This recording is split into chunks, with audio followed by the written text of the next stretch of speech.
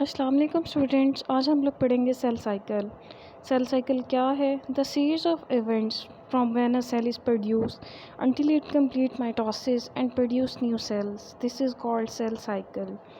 आगे ये दो चीज़ों पे मुश्तमिल होता है, दो फेजेस पे, interphase and mitotic phase. Interphase phase of non apparent cell division and mitotic phase phase of apparent cell division.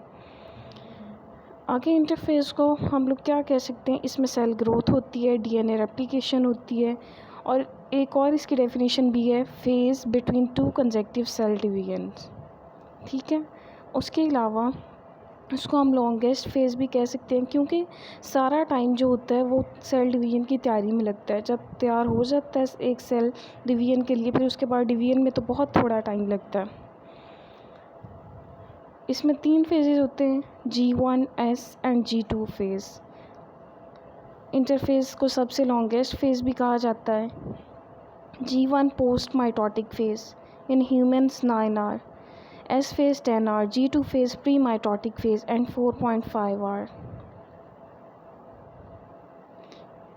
अब G1 में आगे कौन कौन से इवेंट्स होते हैं हम वो देखेंगे।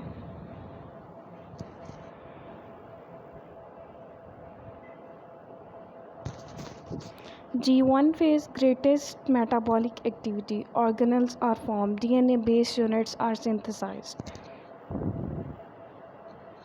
उसके अलावा S phase में क्या होता है? DNA replicating, DNA polymers are formed, histone proteins are formed, DNA duplication of centrioles start.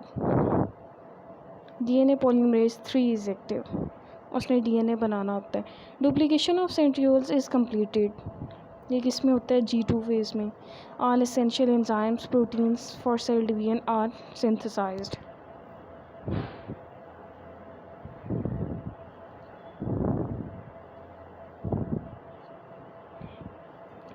उसके अलावा अगर हम माइटोटिक फेज़ को देखें तो ये किस पे मुश्तमिल होती है? Phase of apparent cell division. और हम सेल डिवीजन की बात करें तो उसमें 2 फेजेस आती हैं, एक कैरियोकाइनेसिस और एक कैरियोकाइनेसिस और दूसरा साइटोकाइनेसिस। आगे कैरियोकाइनेसिस प्रोफेज, मेटाफेज, एनाफेज और टीलोफेज पे मुश्तमिल होती है। Prophase earliest phase of mitosis, mitotic apparatus organise. Metaphase में क्या होता है? Chromosome align at centre. उसके अलावा इंटरफेज में मोस्ट क्रिटिकल फेज़ होती है, इसमें क्रोमोसोम्स एक दूसरे मतलब पोल्स की तरफ अट्रैक्ट होना शुरू होते हैं। टीलोफेज में माइटोटिक ऑपरेटस डिसऑर्गेनाइज, जो प्रोफेज में बनता है।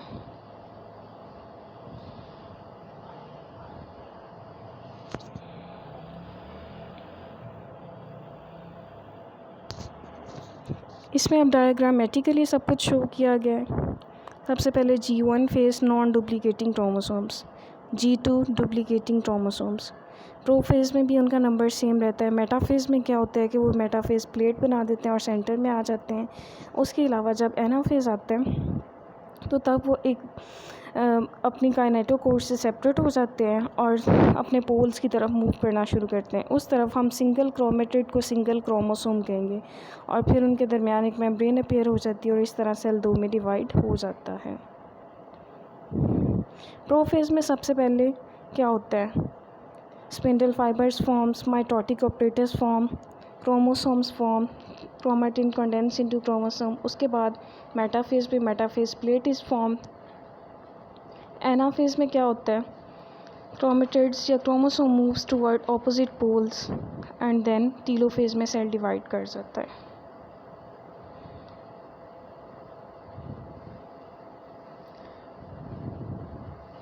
अच्छा, उसके बाद एक और चीज़ बताई गई है, mitotic apparatus in animal cell. Animals में तीनों तरह के होते हैं स्पिंडल फाइबर्स, जिनमें स्पिंडल्स भी होते हैं, एस्टर फाइबर्स भी होते हैं, पोलर फाइबर्स भी होते हैं। पोलर, काइनेटोकोर और एस्टर तीनों फाइबर्स पाए जाते हैं इसमें। लेकिन प्लांट में ऐसा नहीं होता। In plants only spindles are formed. Asters क्या करते हैं? Hold centriole and keep them fixed in cell membrane.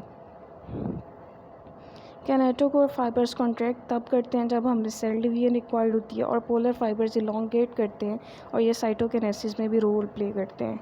उसके अलावा दोनों के डिफरेंस क्या है माइटोसिस में प्लांट्स और एनिमल सेल्स की। माइटोटिक ऑपरेटस प्लांट्स में सिर्फ स्पिंडल बनते हैं, जबकि एनिमल्स में स्पिंडल्स और एस्टर दोनों बनते हैं। साइटोकिनेसिस प्लांट्स में होती है फ्रेगमोप्लास्ट की वजह से।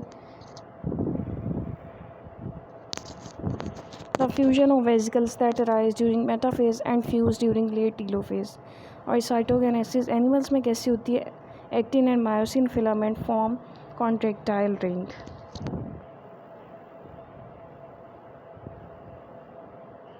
उसके अलावा phragmoplast also has role in cell wall formation, cell membrane formation. जबकि एनिमल्स में सेल में क्या होता है,